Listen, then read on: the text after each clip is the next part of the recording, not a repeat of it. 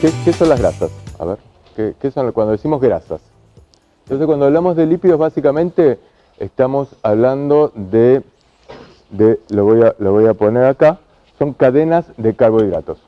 Básicamente lo que tienen en común es que son hidrófobos, es esto, y cuando hablamos de lípidos, hablamos de distintas cuestiones, por ejemplo los fosfolípidos, por ejemplo el colesterol, por ejemplo los triglicéridos. Cuando hablamos de grasas, estamos diciendo triglicéridos. Las grasas son triglicéridos, o sea, los triglicéridos son, ahora lo voy a poner un poquito mejor, son básicamente 3 ácidos grasos unidos a un glicerol, a una percha que los une, que tiene tres uniones, y de ahí salen 3 cadenas que son 3 ácidos grasos. Cada ácido graso está formado por carbono e hidrógeno. O sea, son, esto que dice acá, son cadenas de carbohidratos, o sea, de carbohidratos, hidrógeno y carbono. ¿Está bien? Y entonces estamos mirando esto. Y básicamente las funciones de los lípidos son estos: almacenar energía, o sea, los usamos como los hidratos de carbono, solamente que por la cantidad de caloría que desprende por molécula es mucho más alta. Entonces reservan energía. ¿Los reservamos dónde? En la grasa. ¿Cómo qué? Como triglicéridos. Triglicéridos y grasa es lo mismo. Triglicéridos es triacilglicerol. Triacilglicéridos es lo mismo que triglicéridos, es la grasa. ¿Okay? Entonces básicamente almacenan energía, proporcionan aislamiento térmico. Las personas vieron, a mí me llamaba la atención, yo trabajé muchos años en Neuquén, en zonas rurales, y había un médico cerca mío y era zona fría. Y nos levantábamos a la mañana, era un gordo así grandote y el tipo no andaba con la camisita. Almacena, realmente es aislamiento térmico, conforman las membranas celulares y son parte de las hormonas, o son hormonas. Por ejemplo, la testosterona, ustedes saben, algunas hormonas son esto. El colesterol forma parte de las membranas celulares. Cuando nosotros hablamos de colesterol, parece que el colesterol fuera algo malo. El colesterol tiene una función muy importante en la conformación de hormonas, en la conformación de membranas celulares. Y cuando hablamos de grasas, entonces decimos, bueno, las grasas son un tipo de lípido. ¿Está bien? Y están compuestas así. Fíjense, no sé si se alcanza a ver bien, pero esto sería un ácido graso. Digamos, cada uno de estos es un carbono, como si estuvieran así. Acá lo que está mostrando es carbono, carbono, carbono, carbono, y acá este se une a una perchita que es el glicerol. ¿Qué es esto? El glicerol tiene se le unen 3 ácidos grasos y forma el triacilglicerol, los triglicéridos. ¿Está bien? Ahora, este carbono se une con estos dos, pero acá tiene un hidrógeno y acá tiene un hidrógeno. Acá tiene un hidrógeno y acá tiene un hidrógeno, acá tiene un hidrógeno, acá tiene un hidrógeno. Así. Esto, que puede ser un ácido graso de cadena larga, cadena corta, qué sé yo. ¿Es un ácido graso saturado o no saturado? ¿Qué quiere decir que está saturado? Un ácido graso o una grasa, grasas saturadas. ¿Qué estamos diciendo? Que no tienen doble enlace. Entonces, no tienen doble enlace quiere decir que están unidos a 2 hidrógenos. Eso quiere decir que está saturado. Ahora, si este, en vez de tener un hidrógeno acá, lo que tiene es un doble enlace con este carbono, ya puede unirse a un solo hidrógeno. Y entonces es monoinsaturado. No está saturado de hidrógenos. ¿Está bien? Este es un monoinsaturado. Si acá hubiera otro con doble cadena, ya es un poliinsaturado. Ya tiene más de una insaturación. ¿Está bien? Entonces, nosotros lo que estamos hablando cuando estamos hablando de grasas es de triglicéridos, y los triglicéridos forman parte de los lípidos. Y los lípidos pueden ser grasas saturadas o insaturadas. Las grasas saturadas, lo que dice acá, cada átomo de hidrógeno se une a dos átomos, cada átomo de carbono a dos de hidrógeno, y etc. Bien. Y cuando nosotros miramos las grasas, a ver si lo puse acá. No. Acá, cuando nosotros miramos las grasas, estas son grasas saturadas, por la definición que hicimos recién, carbono con dos hidrógenos, se une a otro carbono con dos hidrógenos, etc. Esta sería monoinsaturada porque tiene este enlace, y estas son las poliinsaturadas. Las poliinsaturadas se llaman omega 3 u omega 6. Y las monoinsaturadas son omega 9. Las monoinsaturadas el cuerpo las puede producir, los ácidos grasos monoinsaturados. En cambio, los omega 3 y omega 6 no, los tenemos que obtener de otras fuentes. El cuerpo no los puede producir. Entonces, digamos, resumiendo un poquito lo que dijimos recién, tenemos los ácidos grasos. Los ácidos grasos se pueden clasificar en ácidos grasos saturados e insaturados. Y los ácidos grasos insaturados, a su vez, pueden tener los hidrógenos,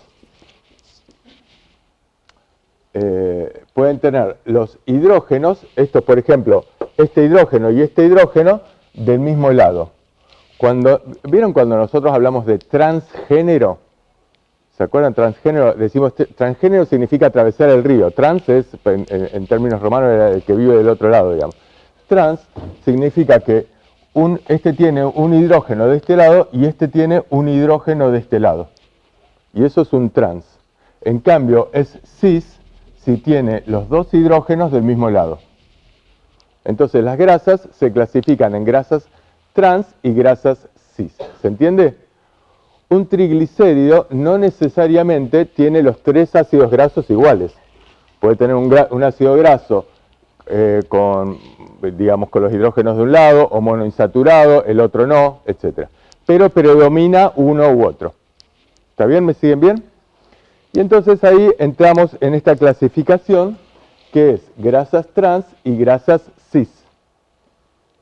¿Alguien se perdió hasta acá? Esto más o menos lo deberían tener, pero entiendo, digamos, a mí me cuesta, así que siempre vuelvo un poquito a mirarlo. Y las grasas cis pueden ser, entonces, monoinsaturadas y poliinsaturadas. Las monoinsaturadas van a ser las omega 9 y las poliinsaturadas van a ser omega 3 u omega 6. ¿Me siguieron bien? Y acá es cuando hablamos, grasas buenas o grasas malas. Los ácidos grasos saturados son los que tienen que ver con las dislipemias, no las dislipemias, son, digamos, los que tienen que ver con la enfermedad cardíaca, cardiovascular. Se infiltran, tiene que ver con las grasas trans, y los ácidos grasos saturados son menos flexibles. ¿Qué es lo que pasa con la grasa trans? Al tener los hidrógenos de un lado o del otro, le otorga rigidez.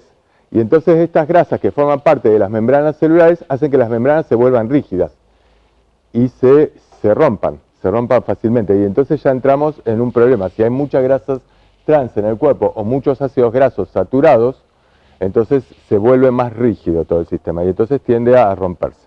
¿Se entiende? En cambio, los ácidos grasos insaturados, cuanto más insaturaciones haya, más flexible es. Esto se ve muy fácilmente porque los ácidos grasos insaturados son aceites. Y los ácidos grasos saturados o las grasas saturadas básicamente a temperatura ambiente son sólidos. ¿Me siguen bien? Entonces, ¿qué es lo que pasa? Si tenemos muchas grasas trans o muchos ácidos grasos saturados en el cuerpo, esto es lo que tiene que ver con todo esto que estamos hablando de la aterosclerosis y de la enfermedad cardiovascular. En cambio, si estos mismos lugares están ocupados por estas otras grasas, entonces hablamos de las grasas buenas, las grasas poliinsaturadas o monoinsaturadas. De todas maneras, hay una complejidad acá, que es esta. Bueno, esas son las grasas cis y trans, que es lo que hablábamos recién. ¿Qué es esto? Cuando nosotros comemos todos estos tipos de grasas, de aceites y de grasas. Ahora, si nosotros miramos qué es lo que tiene cada componente, por ejemplo, la manteca, acá yo lo puse así, me costaba escribir el omega, cada vez le puse W, pero esto significa omega. Entonces, esto es, en rojo puse, esto lo copié, pero básicamente es esto. En rojo están las grasas saturadas. En celeste, omega 6, en violeta, omega 3 y las monoinsaturadas en verde. Y acá lo que muestra es cuánto tiene de cada uno cada alimento. Entonces, por ejemplo, la manteca tiene básicamente ácidos grasos saturados. Ahora también tiene monoinsaturados y tiene muy poquito de los otros dos. ¿Está bien? ¿Entienden este gráfico? Y si miramos la carne tiene bastante de saturado y tiene muy poquito de, tiene también bastante de monoinsaturados. Si nosotros quisiéramos comer monoinsaturados, aceites monoinsaturados, ¿qué comeríamos? ¿Qué es lo que tendríamos que comer? ¿Dónde hay más monoinsaturados? Fuerte, chicos. Oliva. Fíjense, el oliva es básicamente mucho monoinsaturado y muy poquito de grasas saturadas. O sea, ahí están incorporando monoinsaturados. Y el girasol, por ejemplo, tiene monoinsaturados, pero tiene un gran componente de omega 6. Omega 6 era uno de los aceites que decíamos, che, son beneficiosos, son adecuados. Pero hay un problema. Hace unos años, la relación omega 6, omega 3 era 1 a 1. O sea, en la alimentación, cuando nosotros vivíamos de la naturaleza, digamos, por la cantidad de frutos, de comidas que se ingerían, la cantidad de omega 6 era más o menos la misma que omega 3. Actualmente, con la alimentación actual, la cantidad de omega 6, omega 3, esta relación es 16 a 1. Entonces nos estamos intoxicados con alimentos con omega 6. Tiene, por ejemplo, entonces decimos, che, el aceite de girasol es bueno, es buenísimo. Tiene mucho omega 6 y tiene omega 9. Tiene monoinsaturados también, pero tiene mucho de esto. Y si nosotros tenemos un desbalance acá, esto no es beneficioso. Entonces, acá tenemos también otro problema. Y la otra cuestión es, estamos mirando esto, pero no estamos mirando las grasas saturadas, las grasas trans. ¿Ok? ¿Esto me entendieron bien? La relación omega 6, omega 3. ¿Cómo? Canola el aceite de canola es una sustancia, es como se consigue en dietéticas, así se consigue. Compras, es una semilla. Entonces, acá los diferencio. Básicamente, fuentes de omega 3 pueden ser los pescados grasos, las semillas de lino y de chía, las nueces, las algas. Esas son fuentes importantes de omega 3. De omega 6 van a ser otros aceites vegetales, los que se comen en la ensalada, etc. Y las fuentes de omega 9 son básicamente aceite de oliva y de canola. Que digo, se consigue. Lo que pasa es que el canola no tiene tan buen gusto. Yo a veces lo uso, pero es mucho menos rico que oliva, uso oliva. Y después está el tema de las grasas saturadas. Las grasas saturadas serían básicamente lácteos y carnes. Ahí tiene un componente importante de grasas saturadas. Y acá lo que les quiero decir es, acuérdense, lo vimos cuando vimos, no me acuerdo, este año no vimos Alzheimer, no vimos, demencias no vimos nada, ¿no? Pero tienen vínculo. Por ejemplo, el tratamiento del Alzheimer, parte del tratamiento del Alzheimer es la dieta como la vamos a explicar acá, la misma dieta. ¿Por qué? Porque las grasas saturadas aumentan la incidencia de Alzheimer. Y aumentan la incidencia no solo de Alzheimer, sino de ciertos cánceres, de diabetes, ustedes esto creo que lo saben. La esclerosis múltiple, o sea, estamos hablando de sustancias que se meten en las membranas en el cerebro y forman parte de los fosfolípidos de membrana. El colesterol forma parte de las membranas celulares. Por eso también cuando estamos hablando de estatinas y de todo este tema, es algo bastante delicado, porque decimos, che, damos estatinas, bajamos los niveles de colesterol en sangre, está buenísimo. Ahora bajamos mucho los niveles de colesterol en sangre, ¿qué es lo que pasa en el cerebro? Y acá no hay estudios, porque para estudiar demencias hay que hacer estudios a muy largo plazo. Sí se sabe que, por ejemplo, aumenta el riesgo de ACV, las estatinas. Es discutible, qué sé yo, tal. Pero no se sabe muy bien qué pasa con demencia. Hay estudios que dicen que sí, otros que no, es discutible, hay que mirarlo, falta tiempo, etc. Pero se entiende que estamos mirando una cosa que no estamos mirando solo el riesgo cardiovascular. Estamos mirando otras cosas acá también. Y cuando decimos grasas trans, o sea, las grasas en las cuales tienen un hidrógeno de un lado y el otro hidrógeno del otro, lo que hace las grasas trans, son alimentos, se llaman ultraprocesados o procesados, porque lo que hace es, básicamente, la industria les mete hidrógeno. Y entonces, esto les da mejor sabor y los hace sólidos a temperatura ambiente. Y entonces la mayoría de los productos que compramos, los productos procesados, los que compramos en un paquete, tienen grasas trans. Son mucho más ricas, nos atraen, son una fuente de energía fantástica, pero tienen el problema que están vinculados con un aumento de la enfermedad cardiovascular muy importante. Tengan en cuenta, cuando compramos en dietéticas, uno cree que va a la dietética y compra algo y es saludable. No. En la dietética está llena de productos con aceite vegetal hidrogenado. ¿Qué significa aceite vegetal hidrogenado? ¿Cómo? Que les agregan aceite vegetal, que les agregan, chicos, aceite vegetal hidrogenado, grasas saturadas. Trans. Muchas veces pueden no ser trans, pero son grasas saturadas seguras. Aceite vegetal hidrogenado, uno dice, che, qué bueno, esto es vegetal. No, estás comprando grasa trans. ¿Se entiende? Grasa trans o grasas saturadas de mínima.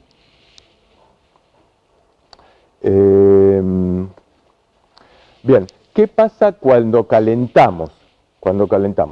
Los aceites. Los aceites, cuando se calientan, tienen una temperatura determinada. Por ejemplo, la temperatura, no sé, la temperatura de aceite de oliva puede ser 190 grados. Les invento, no sé si es 190, 160, pero digamos, son una determinada temperatura. Cuando alcanzan esa temperatura, las grasas, los aceites, se rompen y se dividen en dos productos. Uno de los productos es el glicerol y los otros son los ácidos grasos. El glicerol, a esta temperatura en la cual se rompen y se convierten en otra cosa, se llama punto de humeo. Cada aceite tiene un punto de humeo particular. No es lo mismo el punto de humeo del aceite de coco que el punto de humeo del aceite de oliva o el aceite de girasol. Son distintos. Lo que estamos diciendo es la temperatura a la cual se rompe en glicerol y ácidos grasos, y el glicerol se convierte en esto, acrolicreína. La acrolicreína es un producto altamente cancerígeno. Es el mismo que hay en los cigarrillos. Es muy, muy cancerígeno, y cuando se rompe lo que estamos consumiendo es este producto. Cuando nosotros vamos y comemos papas fritas en el restaurante, que utilizan muchas veces el aceite, lo que estamos consumiendo es acrolicreína, en gran medida. Y el otro componente son los ácidos grasos, pero esos ácidos grasos se oxidan, se cambian. No voy a explicar lo que es una oxidación acá, pero se oxidan y se forman radicales libres, que son productos proinflamatorios. Nosotros ahí lo que estamos generando es inflamación. Son productos proinflamatorios. Por eso tiene que ver mucho con la aterosclerosis. Estamos metiendo grasas que se meten dentro de los macrófagos, forman las células espumosas, qué sé yo, dentro de las arteriolas, pero también tienen muchos radicales libres y esto llama a la inflamación. ¿Me siguen hasta acá bien? Entonces, ¿cuál es el problema de los aceites calientes, de las grasas calientes? Que ya no estamos, no sé, decimos, bueno, ¿con qué vamos a cocinar? Y yo voy a cocinar lo mejor posible, le tiro aceite de oliva. Mis profesores, en la facultad, cuando explicaban este tema, siempre decían, che, tirale aceite de oliva. O sea, dentro del aceite, esto es un error. ¿Por qué? Porque los aceites que tienen más insaturaciones, son los que más fácilmente se oxidan. Y entonces son los más inestables. Y entonces el punto de humeo es peor. O sea, cuanto más insaturado sea, peor al calentarlo. ¿Me entienden esto? Más riesgo de que ocurra esta descomposición. Entonces no conviene. Entonces ¿con qué conviene calentar? Y conviene calentar, por ejemplo, con un aceite que a temperatura ambiente o con el frío, digamos, son aceites saturados, pero que no tienen un punto de humeo muy alto y que no se oxidan fácilmente. Y el más sencillo de conseguir es el aceite de coco. El aceite de coco no es más caro que otros aceites, es un poquito, digamos, más o menos como el aceite de oliva, una cosa así, y se calienta con un poquito de aceite de coco. Y lo explico porque el tema, ahora lo vamos a ver, en las dietas no es evitar el aceite. Bajando el aceite en las dietas no disminuye el riesgo cardiovascular.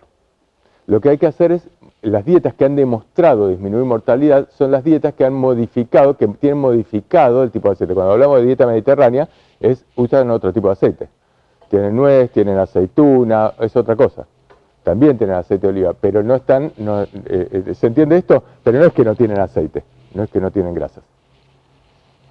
Entonces, el aceite de coco, entonces, conclusión, aceite, para hacerlo así muy sencillo, aceite para cocinar, usen aceite de coco, si tienen que dar una recomendación, y los aceites en la alacena tengan en cuenta esto, que cuanto más insaturaciones tienen, también son más inestables, entonces hace calor y hace 30 grados, y parte de este aceite ya se va a convertir a temperatura ambiente, a los 30 grados, qué sé yo, ya parte se convierte en otra cosa. Cuando compramos un aceite es muy importante, si tenemos por ejemplo aceite de oliva, es muy importante dónde se conserva. No es lo mismo conservarlo en un lugar fresco que en un lugar expuesto al calor. No es lo mismo si lo tienen en un frasco de vidrio, que lo hace más estable, que si lo tienen en plástico. Muchos compramos en plástico el de 2 litros, qué sé yo, y eso lo hace más inestable.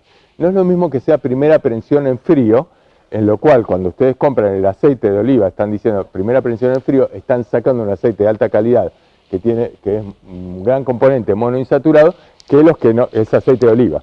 Aceite de oliva no es aceite de primera prensión en frío y no tiene esa composición que yo les mostraba antes. No tiene tanto de monoinsaturados, gana mucho en grasas saturadas. ¿Me entienden? No es lo mismo si tiene un pH determinado, tiene que ser ácido el aceite de oliva. Ustedes pueden mirar la acidez. No es lo mismo si tiene fecha de vencimiento que si no tiene fecha de vencimiento. Porque pasada la fecha de vencimiento se convierten en saturados. Se saturan. ¿Entienden esto? Se oxidan. ¿Me siguen bien hasta acá? Ok. Bueno. Entonces miramos un poquito la dieta. Cuando miramos la dieta ya no hablamos, dieta es un término un poquito antiguo, hablamos de alimentación adecuada, alimentación saludable. Y las conclusiones con los estudios, con la dieta, si nosotros queremos vincular cuánto baja la dieta los niveles de colesterol, si nosotros comemos una buena dieta, yo les pregunto, che, ¿vos comés bien? Y ella me dice, sí, como bien. Te mido los niveles de colesterol, y los niveles de colesterol por ahí son los mismos que los míos, que yo no como tan bien. ¿Por qué? Porque la dieta tiene una eficacia moderada, baja, para bajar los niveles de colesterol. Y los niveles de colesterol, o sea, dietas bien hechas no bajan tanto los niveles de colesterol. Con dietas muy intensas, con dietas en las cuales, digamos, hay muy poco colesterol, muy poco triglicéridos, muy pocos aceites, se logra bajar los niveles de colesterol, pero tienen que ser realmente muy intensos, incluso han demostrado regresión de ateromas. De las dietas, hay un montón de dietas y yo no me voy a meter en el tema porque necesitaríamos un taller sobre dietas igual que dimos sobre Ayurveda. Así que voy a explicar sobre todo la dieta mediterránea, que es la que tiene evidencia más fuerte, y cuando hablamos de dieta DASH, así estamos hablando más o menos de lo mismo. Es algo metido por la industria, pero es más o menos lo mismo que la industria, que la mediterránea. Pero lo que quiero explicar es esto, con dietas mediterráneas, sí, lo que hay fuerte evidencia, no un poquito, ahora les muestro, es que disminuye los eventos cardiovasculares. Y nosotros a esta altura de la cursada, en la cual ya podemos distinguir lo que es una variable subrogada de una variable dura, lo que nos interesa no es bajar los niveles de colesterol, chicos, lo que nos interesa es que tengan menos muerte y menos infartos. Entonces, el efecto beneficioso de la dieta no se mide en términos de colesterol en sangre. No se limita a cuánto baja el LDL o el colesterol total. ¿Se entiende? Sino el efecto beneficioso tiene que ver con otras cuestiones. Esto, miren, esto es un estudio muy importante que se publicó en el JAMA. El JAMA es una de las revistas de nivel internacional. El JAMA, el Lancet, el British Medical Journal, el New England Journal of Medical, el Archives of Internal Medicine, son las 5 grandes revistas, digamos, internacionales. El JAMA publica este estudio en el 2006, que es un estudio que se llama así, no sé cómo se traduce, pero es WHI, se llama así, y lo que hacen es someter a un grupo muy grande de mujeres, 48.000 mujeres que no tenían enfermedad cardiovascular, y lo que hacen es darle dieta hipograsa. Básicamente le dan dieta sacándole grasas de la dieta.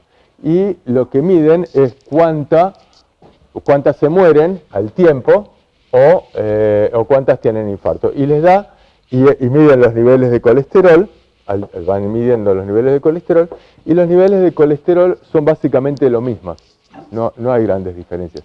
Y miden mortalidad cardiovascular, y la mortalidad cardiovascular es básicamente la misma. O sea, les da el resultado en mortalidad cardiovascular, les da un hazard ratio de 0,97, pero con un intervalo de confianza que atraviesa el 1. O sea, bajando los niveles de lípidos, bajando los niveles de aceites en la dieta, en un estudio muy grande, bien hecho, no se demuestra nada. Por esto les digo, no es sacar el aceite de la dieta. Ahora les cuento un poquito, les cuento lo que es la dieta mediterránea, vemos un resultado de muchos estudios, pero básicamente cuando hablamos de dieta mediterránea, esto yo creo que sí, más o menos lo manejan, pero estamos hablando de mucha ingesta de fruta, verdura, pan, cereales, papas, legumbres, nueces, semillas, poca ingesta de lácteos, poca ingesta de carne de aves, muy poca ingesta de carnes rojas, puede ser 1 o 2 veces por semana carnes rojas, se puede comer huevos, pescado, se recomienda comer pescado, aceite de oliva y para cocción aceites saturados, pero con alto punto de humeo, lo que dijimos recién. Esto lo agregué yo, en realidad no forma parte de la dieta, pero ya que estamos... Y vino en cantidad, vino se puede tomar, un vaso de vino con las comidas, esto forma parte de la dieta mediterránea. Fíjense este estudio. Este es un estudio que está hecho en pacientes en prevención secundaria. Acá voy a aclarar algo. ¿Qué estamos diciendo cuando decimos prevención primaria y prevención secundaria? Un poquito lo tiré, pero este es un concepto muy importante en este tema. ¿Qué decimos? Cuando decimos prevención secundaria, ¿qué estamos diciendo? Pacientes en prevención secundaria son pacientes que... ¿Qué? Fuerte. Que ya han tenido evento clínico. Entonces, si por ejemplo, un paciente que tiene carótida con engrosamiento de la íntima, es un paciente, y nosotros tenemos que tratarlo, ¿es un paciente de prevención secundaria? Repetir la pregunta. Paciente que tiene, yo lo mando a estudiar a mi paciente, le pido triglicéridos, viene un paciente, y el paciente se siente bien. Tipo de 50 años que se siente bien. Entonces yo le pido muchas cosas y entre otras le pido una ecografía cardíaca y una de los vasos carotídeos. Y en los vasos carotídeos tiene un engrosamiento de la íntima. Me dicen la íntima mayor de 1 milímetro. Bueno, está engrosada. ¿Es un paciente que está en prevención primaria o en prevención secundaria? No está en prevención secundaria.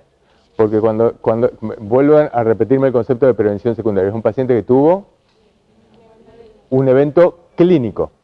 Un evento clínico. ¿Y qué es un evento clínico? Algo que el paciente siente y que le pasó. Acá esto no siente nada. Esto es un hallazgo ecográfico. Un evento clínico es o tuvo un infarto, o tuvo un ANGOR, o tuvo un ACV, o tiene arteriopatía periférica. Eso es evento clínico. Eso es prevención secundaria. O sea, pacientes que tienen esto.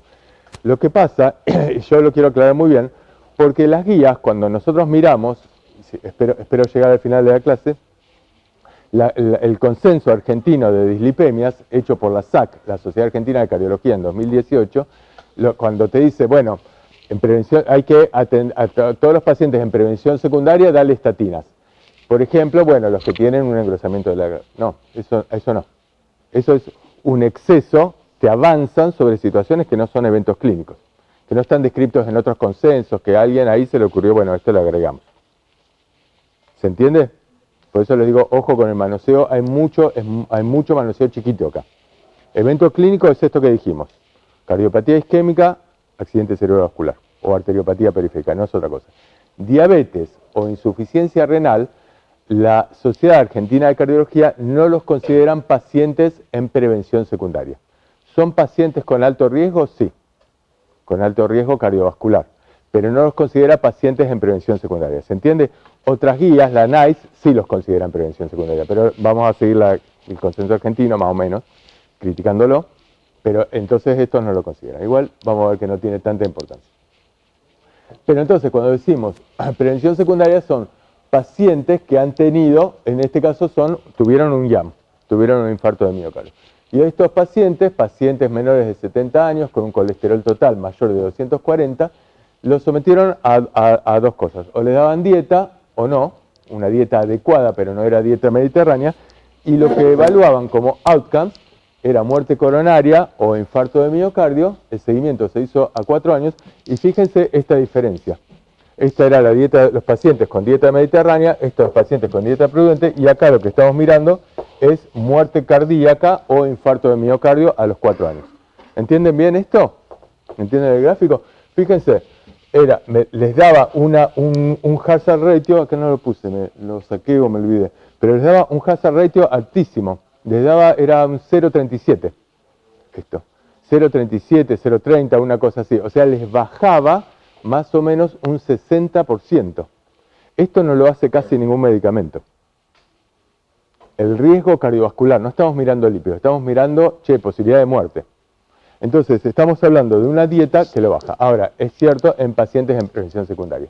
Y es cierto que hay otros estudios, que no son estos, pero hay muchos estudios con dieta, que muestran, pero no tanta diferencia. En prevención primaria no muestran tanta diferencia.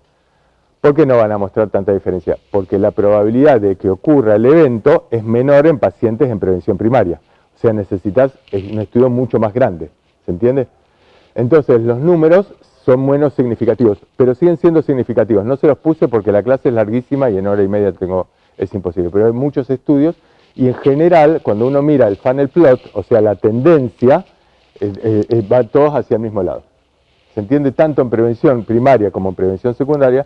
La dieta mediterránea, acá se los puse, el riesgo relativo 0,28. Fíjense, no les quise exagerar el resultado. 0,28, o sea, 0,15 a 0,53. O sea, en el peor de los casos, el riesgo de muerte baja a la mitad, en 4 años, con una dieta adecuada. El tema es que es una dieta adecuada y poder sostenerlo. Con el ejercicio, bueno, esto no. Efectos del aceite de pescado. Esto muchas veces estamos mirando el tema del omega 3 y vieron que en las dietéticas se compran las cápsulas de omega 3, de aceite de pescado, todo esto. Acá fíjense, los estudios durante muchos años daban, este es el 1, esto es favoreciendo al omega 3, este es el resultado del estudio, cuanto más grande el estudio más grande el cuadradito, y estos son los intervalos de confianza. Ustedes saben que si el intervalo de confianza atraviesa el 1, el resultado es no significativo. Fíjense, esto es a lo largo de los años. Al principio eran resultados con estudios no bien hechos, difíciles, pero después se hicieron muchos estudios y todos daban a favor del omega 3. Ingresar omega 3 en la dieta. Pero en los últimos años esto fue cambiando y los resultados fueron no significativos. Con lo cual nos queda un signo de pregunta. No sabemos, a lo mejor porque cambiamos los otros componentes de la dieta, pero el resultado no, en términos de mortalidad, de morbimortalidad, que es lo que nos interesa, no pareciera favorecer que ingresemos suplementos.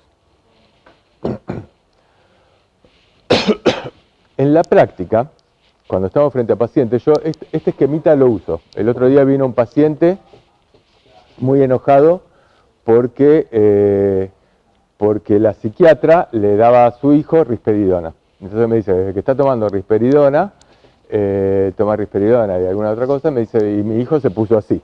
Y entonces, bueno, nos pusimos a charlar, yo le digo, bueno, pensemos a ver qué otra medicación, voy a charlar con el psiquiatra, no sé qué. Pero la verdad que la risperidona estaba bien dada.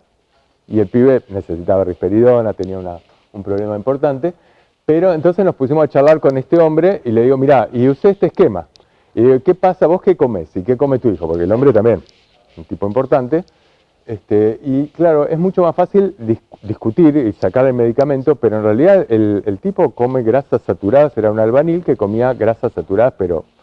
Entonces nos poníamos a mirar precios, él me decía, bueno, pero usted cree que yo puedo comprarlo, qué sé yo, venía de la villa, qué sé yo, nos fuimos a la verdulería. A la verdulería comparamos precios y nos pusimos a mirar esto. Y, ¿cómo? Sí, fuimos juntos, sí. Yo a veces me pongo a hacer ejercicio con los pacientes, los agarro, viste, por todos lados. y nos fuimos y comparamos, fuimos al supermercado de la verdulería y comparamos precios. Dijimos, mira, si vos compras esto, y la verdad es que no era más caro. El tipo se quedó, viste, me llevó bastante tiempo, ¿no?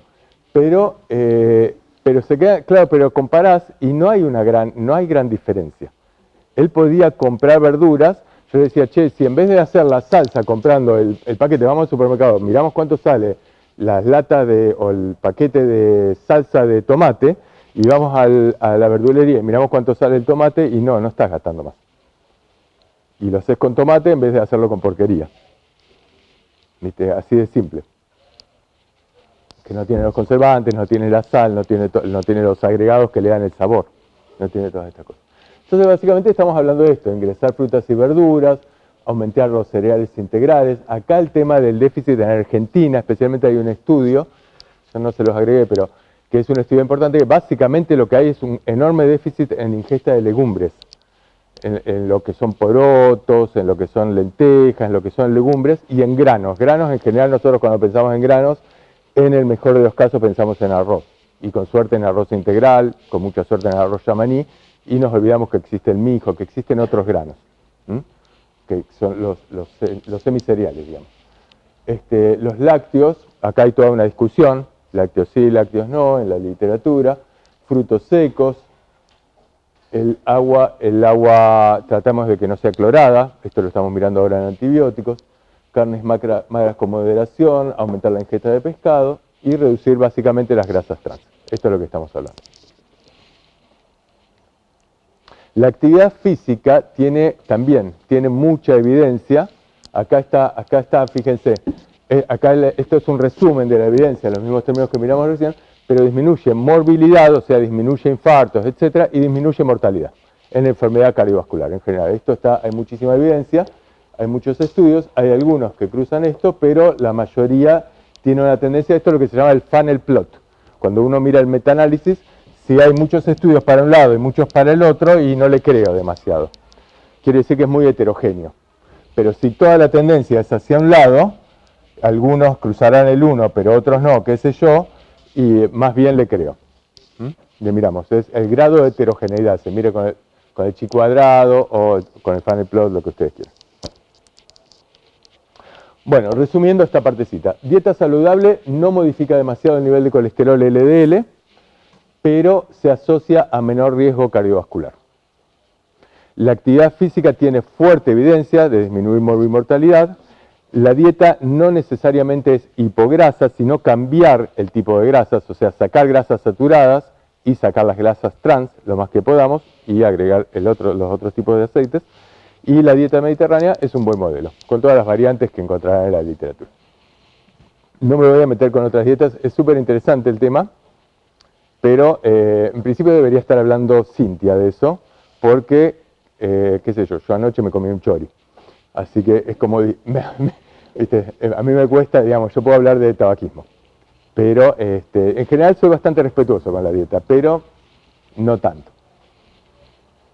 Bueno, ¿qué es lo que pasa un poquito en Argentina y en el mundo? Fíjense, el 20 de octubre, hace unos días, fue el día de los cardiólogos, no sé cómo se llaman, de la enfermedad cardiovascular. Acá dice, en el Día de la Cardiología Argentina.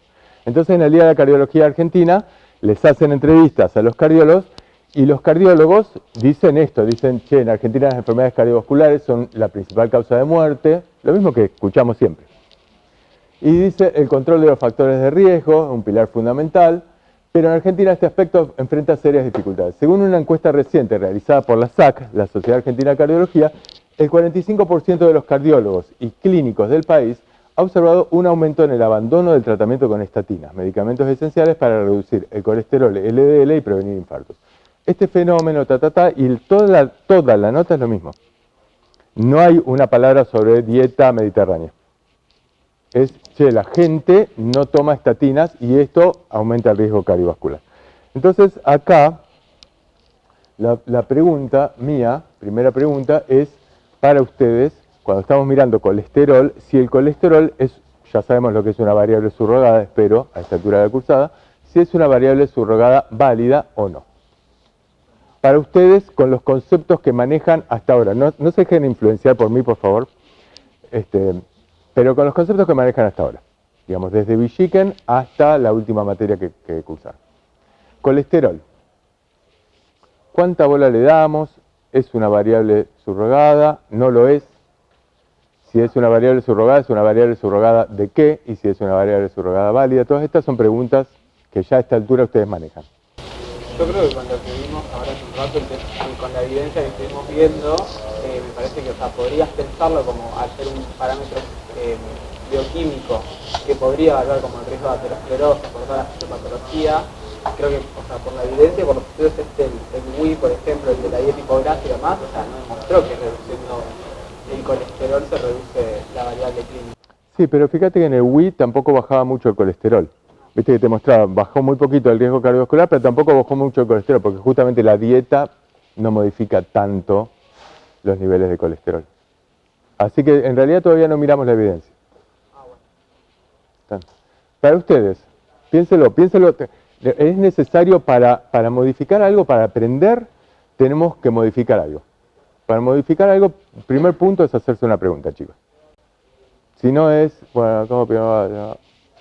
Ahí no están aprendiendo. Entonces, una pregunta sincera. Colesterol. ¿Cuánta importancia le damos y cuánta la tiene? Para ustedes. Vos, flaca. No, sí. No, esta chica, dale, que estás así. Sí. Para mí lo que es importante, es lo mismo que la glucemia, no es una variable subrogada, es algo que podemos controlar, que está bajo, es como que estaríamos viendo directamente el riesgo cardiovascular. No sería un objetivo terapéutico bajar el colesterol, pero sí tenerlo en control, tenerlo en cuenta. Si bajás el colesterol, bajás el riesgo cardiovascular. Una de las tantas otras cosas. Ok. ¿Y si es una variable subrogada? De riesgo cardiovascular. O sea, lo que estamos mirando es riesgo cardiovascular y, el colesterol. Y cuando decimos colesterol podemos estar diciendo colesterol total, colesterol LDL, colesterol HDL, colesterol no HDL, que sería básicamente LDL y VLDL, y triglicéridos. Estamos diciendo cualquiera de esas cosas. Entonces, no es lo mismo exactamente colesterol total que colesterol LDL. Acá vamos a simplificar un poquito, vamos a mirar colesterol LDL, pero hay buena correlación con colesterol total, riesgo cardiovascular tiene buena correlación con colesterol total y con colesterol no HDL, que nosotros lo simplificamos, vamos a poner colesterol LDL, porque las guías, los objetivos de las guías apuntan al LDL, por eso. Pero básicamente lo que ella plantea está bien, digamos, yo concuerdo. En primer lugar, me parece indiscutible que es una variable subrogada. O sea, todos decimos, hay que bajar el colesterol pensando que bajamos el riesgo cardiovascular. En primer lugar los cardiólogos, pero en segundo lugar cualquier médico te lo va a decir. Y esto está bastante bien como concepto. Entonces, ¿es una variable subrogada válida? Sí, es una variable subrogada válida. Ahora, no es una variable subrogada, primero no es la única variable. Entonces, ¿cuánto pesa esta variable en el riesgo cardiovascular? Si una persona no es obesa y no fuma y no es sedentaria y tiene colesterol alto, ¿cuánto aumenta el riesgo cardiovascular versus una persona que es obesa, que fuma, pero tiene un colesterol normal? ¿Cuánto incide? ¿Me entienden esto? Esta es una primera pregunta. Y la segunda pregunta vendría a ser esta. Si bajo esta variable subrogada a niveles normales, ¿baja el riesgo de muerte cardiovascular? Si bajo el colesterol que ustedes quieren, a niveles normales, ¿bajo el riesgo cardiovascular?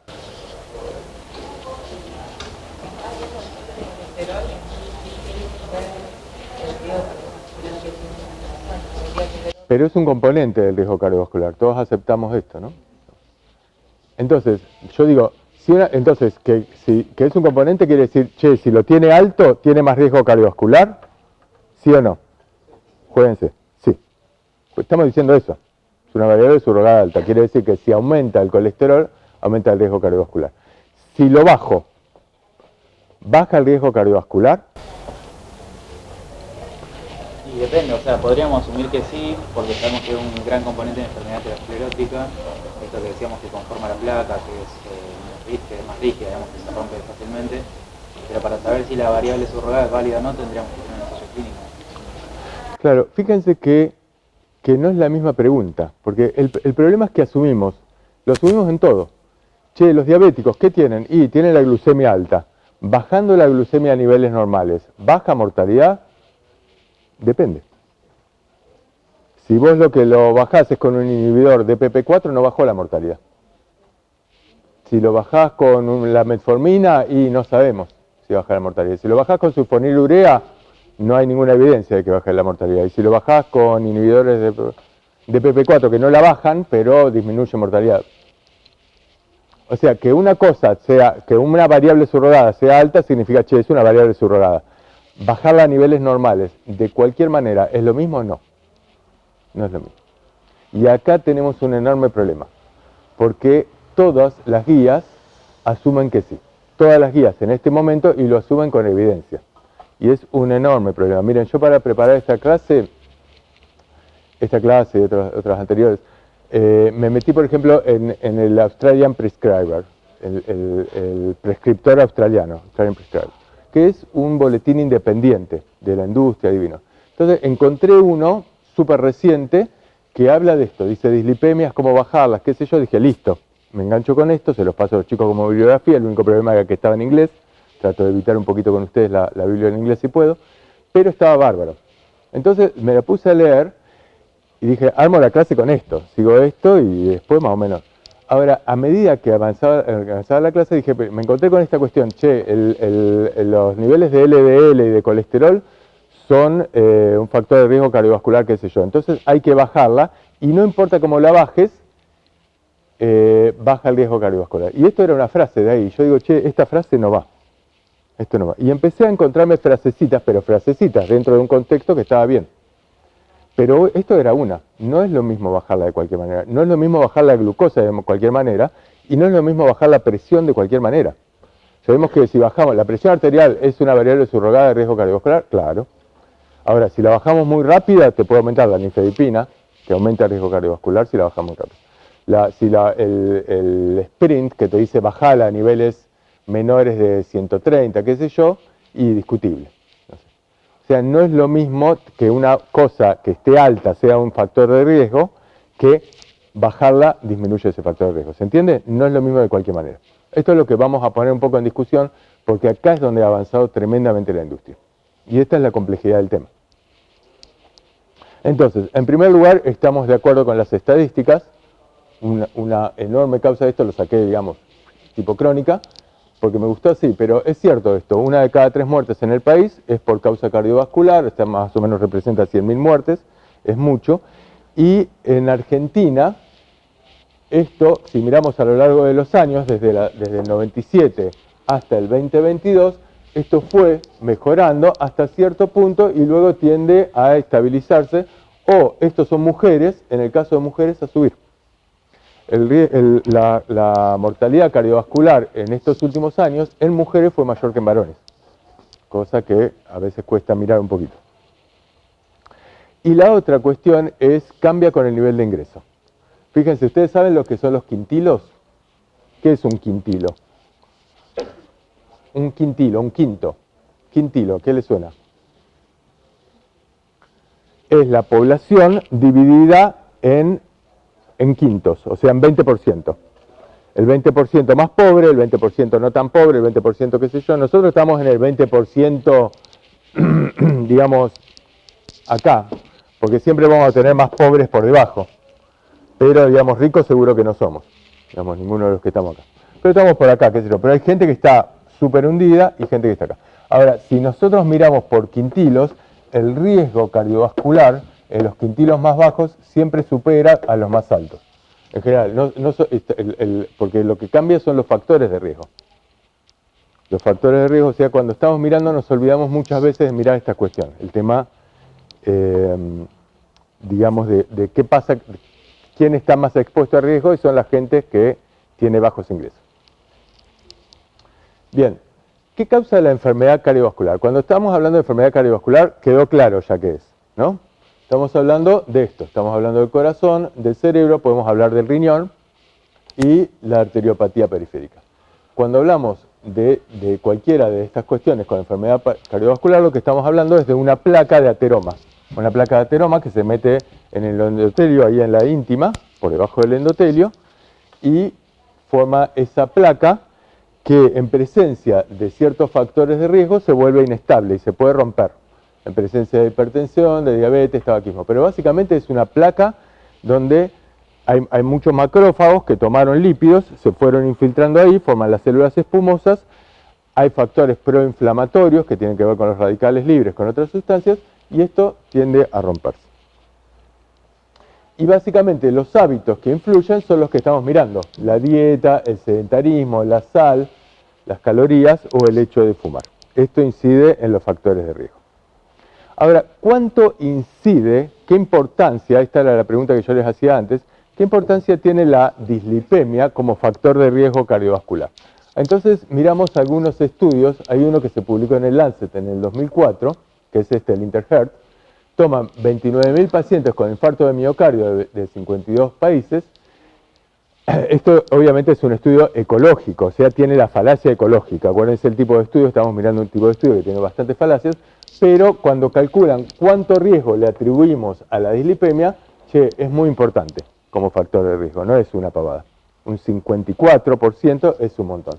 Y acá este otro estudio hace lo mismo y le da 27%, o sea, hay mucha diferencia. Pero todos coinciden en que la dislipemia es un importante factor de riesgo cardiovascular. Ahora, tenemos un problema. Cuando nosotros miramos riesgo atribuible, quiere decir que cuánto peso le otorgamos a ese factor de riesgo para que provoque una enfermedad. ¿Se entiende? Pero no es lo mismo el peso que va a tener, a ver si lo pongo así, no es lo mismo el peso que va a tener en un país que en otro. La dislipemia no es lo mismo que nosotros tengamos colesterol LDL de 160 acá, que si lo tienen en Japón o si lo tienen en Noruega. No es lo mismo la posibilidad de tener un infarto. ¿Me siguen hasta acá bien? Entonces, acá lo que estamos mirando es mortalidad de causa coronaria, infarto. Y acá lo que estamos mirando son los niveles de colesterol total. ¿Alguien se acuerda de los niveles de colesterol total normales? Menos de 200 podríamos poner ahí, digamos, menos de 200 normal, y podríamos decir entre 200 y 240 más o menos como un límite ahí, pero ahora vamos a revisar un poquito esto, pero podemos decir más o menos por encima de este valor, por encima de 250 miligramos por decilitro, el riesgo cardiovascular en Japón es menos del 5%. Esto medido, a ver, no sé si lo puse, pero medido, no me acuerdo, a 10 años pongamos. El riesgo cardiovascular en Japón es menos del 5%, pongamos un 3%. Ahora, con el mismo valor de colesterol, si lo que estamos mirando en vez de Japón es Europa, el sur de Europa continental, el riesgo ya es mayor, es un 7%. El riesgo de morirse a 10 años o de tener una enfermedad cardiovascular, ¿a cuánto dice? Bien, a 25 años. El riesgo de muerte, ¿no? ¿Está mirando? El riesgo de muerte, bárbaro. El riesgo de muerte a 25 años en Europa es mayor. Y si lo que estamos mirando es el norte de Europa, va a haber 15 de cada 100 personas que se van a morir, en vez de 2 en Japón. ¿Entienden bien esto? Entonces, el riesgo es, acá hay un tema, ¿cuánto riesgo le atribuimos a la dislipemia? La dislipemia es uno de los factores de riesgo y tiene que ver con el estilo de vida. Entonces, si modificás los otros factores de riesgo, modifica mucho el riesgo cardiovascular. ¿Y cuál es el riesgo atribuible para esto? Por lo cual, se los adelanto, no podemos, vieron, ustedes ya saben lo que son las calculadoras de riesgo cardiovascular, ¿no? Creo que en algún trabajo práctico incluso nosotros le dimos alguna, hoy vamos a profundizar un poquito, si llego, pero no podemos usar cualquier calculadora de riesgo cardiovascular.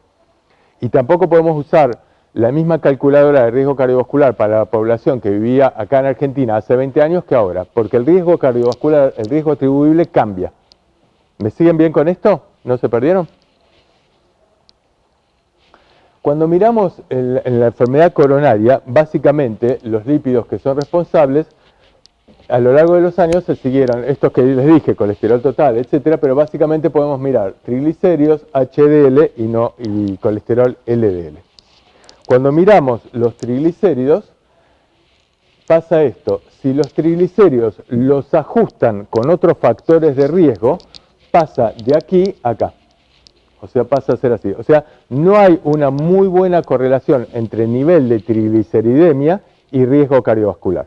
Lo cual ha hecho que fármacos como el gemfibrozil, los fibratos, etcétera, que se usan para bajar los niveles de triglicéridos, ya no sean tan tomados. ¿Se entiende esto? ¿Por qué? Porque no, ¿para qué los vamos a bajar tanto? Entonces se utilizan solamente cuando los triglicéridos están muy aumentados, por encima de 500, qué sé yo, ahí se podría utilizar estos fármacos. Si no, no se le da mucha bola a los triglicéridos. En cambio, los otros dos, fíjense, el HDL, cuanto más, estos son niveles más altos de HDL, cuanto más alto es el nivel de HDL, menor el riesgo coronario. Y si esto lo ajustan con otros factores de riesgo cardiovascular, básicamente sigue una línea bastante parecida. Y lo mismo pasa con el LDL, colesterol. Cuanto más alto sea el LDL colesterol, más alto es el riesgo coronario. O sea, es la inversa. Esto es un gráfico, es un clásico, digamos, es un gráfico que usan todos los cardiólogos y todo, para explicar, hay una correlación directa entre niveles de colesterol y riesgo cardiovascular. Ahora lo vamos a poner un poquito en discusión. El otro punto es los valores. Fíjense, esto, lo que estamos mirando acá, vamos a ponerlo acá. Esto es la concentración sérica de colesterol, cuánto colesterol hay en sangre, y esto es el porcentaje de la población que, no lo veo acá, pero que se muere o que tiene riesgo cardiovascular, que se murió. Esto creo que es el Framingham. Esto es el Framingham. Es así, es los pacientes, la línea punteada, esta línea punteada señala pacientes que no tuvieron enfermedad cardiovascular a lo largo de los años.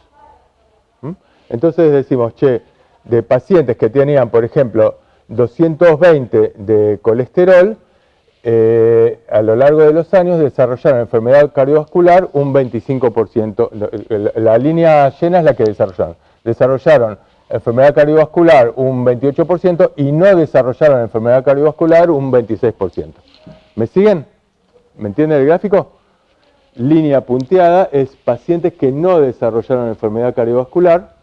Línea llena es pacientes que desarrollaron enfermedad cardiovascular, que tuvieron un infarto a lo largo de los años. Correlacionándolo, en el Framingham, correlacionándolo con los niveles de colesterol que tenían. Entonces dicen, che, pacientes que tenían 240 de colesterol, creo que esto es colesterol total, si no me equivoco, pacientes que tenían 240 de colesterol total, tenían un riesgo cardiovascular de un 30%. ¿Me siguen? Pero se parece bastante a, digamos, esto es a los pacientes que no tuvieron. Ahora, pacientes que tenían 200 de colesterol también tenían más o menos el mismo riesgo cardiovascular. Fíjense esto, miremos esto, digamos, la mayoría de los pacientes que tuvieron enfermedad coronaria, pacientes entre 50 y 62 años, qué sé yo, la mayoría de los pacientes que tuvieron enfermedad coronaria son pacientes que tenían niveles de colesterol acá, entre 200 y 260. Pacientes que tenían niveles mucho más altos de colesterol no tuvieron enfermedad coronaria. O sea, la enfermedad coronaria, acá tenemos un problema que es cierto, parece que hay una buena correlación, pero los pacientes que tuvieron niveles de colesterol más altos no son los que más se murieron por enfermedad coronaria. Sí.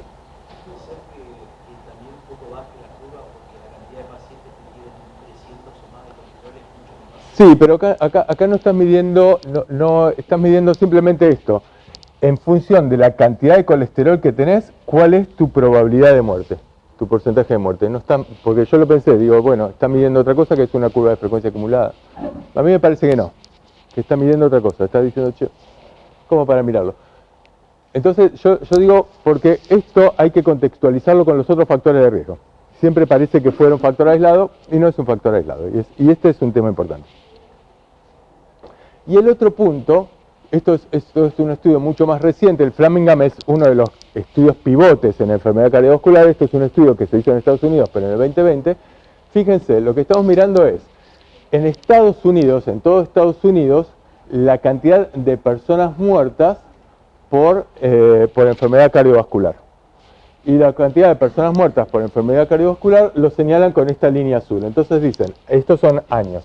A lo largo de los años, en el 2000, 2002, 2004, 2006, qué sé yo, hasta el 2020, la enfermedad cardiovascular fue bajando. Y esto son los niveles de lípidos en sangre, el porcentaje de colesterol en sangre, porcentaje de personas que tenían colesterol alto en sangre en Estados Unidos.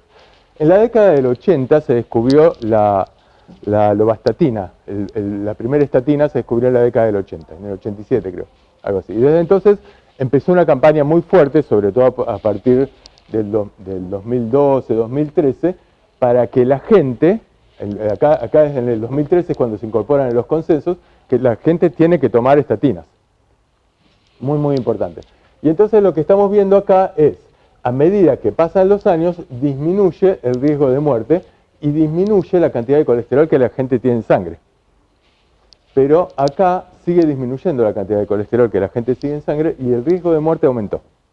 En los últimos años aumentó. Hay un desbalance acá que no se puede explicar por el descenso de colesterol. ¿Por qué pasa esto, que hay menos colesterol en sangre? Porque hay lo que se llama una estatinización de la población.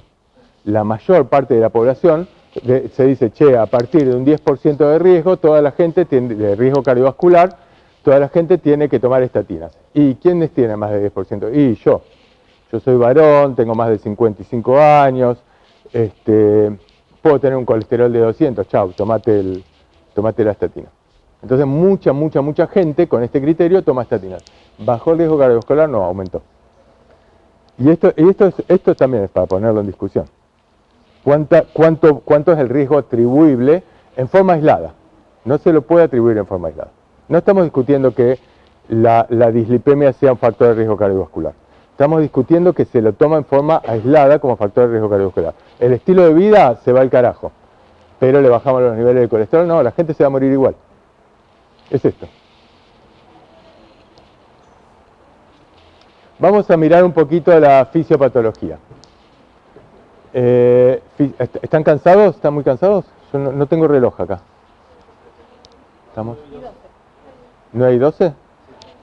Vamos, sigo así para tratar un poquito porque es muy largo. La fisiopatología básicamente, digamos, cuando nosotros ingerimos, lo que estamos ingiriendo se convierte en kilomicrones, que tiene todo esto, tiene distintas APO, tienen distintas lipoproteínas, donde tienen los triglicéridos, fosfolípidos, qué sé yo, y a medida que circula por sangre, va perdiendo distintos componentes, ganando otras lipoproteínas, etcétera, y se va convirtiendo en VLDL, IDL, LDL y HDL. O sea, lo que está diciendo es, acá aumenta la densidad, pero disminuye el tamaño. Son cada vez más chiquititas, pero de mayor densidad. Si nosotros miramos qué es lo que pasa con estas vías, lo que estamos mirando es esto. Nosotros comemos algo que tiene grasas, colesterol. Esas grasas son tomadas por los ácidos biliares, producidas por las sales biliares y las lipasas pancreáticas, y les permiten convertirse en micelas. Las micelas lo que hacen es, toman el contacto con el intestino, y los lípidos, distintos tipos de lípidos, los distintos tipos de lípidos toman contacto con las proteínas. Hay distintas proteínas que los ingresan. ¿Se entiende hasta acá? Entonces, por un lado, los ácidos biliares los destruyen, los van descomponiendo a los triglicéridos y los convierten en componentes más sencillos e ingresan a través de proteínas. Una vez que ingresan a sangre. Y en sangre son kilomicrones, esas partículas grandotas que veíamos. Y en sangre los toman las lipoproteínas lipasas que están en las paredes, acá en la sangre, en los capilares, y la lipoproteína lipasa los convierte, les agrega lipoproteínas, le va sacando alguna cosa, qué sé yo, y siguen siendo kilomicrones. Esos kilomicrones son tomados por el hígado, en el hígado se convierten en colesterol y se liberan a la sangre ya como otras partículas, que se llaman VLDL.